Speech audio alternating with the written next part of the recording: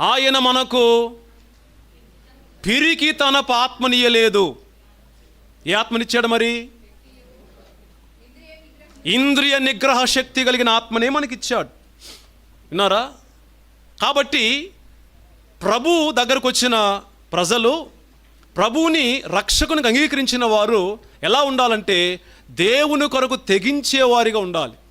లోకంలో ఎన్నో విషయాలు తెగిస్తాం మనం. తెగింపు అనేది మనం చూస్తూ ఉంటాం అప్పుడప్పుడు. క్రీడల్లో రాణించాలని కొంతమంది తెగిస్తారు. రాజకీయ రంగంలో పై స్థాయికి వెళ్ళాలని తెగించే వాళ్ళు ఉన్నారు. నిరాహార దీక్షలు చేస్తారు. అవునా లేదా? ప్రియులారా, రాజకీయంలో రాణించాలని తెగించేవాళ్ళు, క్రీడా రంగంలో రాణించాలని తెగించేవాళ్ళు, వ్యాపార రంగంలో పైకి వెళ్ళాలని తెగించేవాళ్ళు, ఇలాగా ఎన్నో విషయాలు తెగిస్తాం.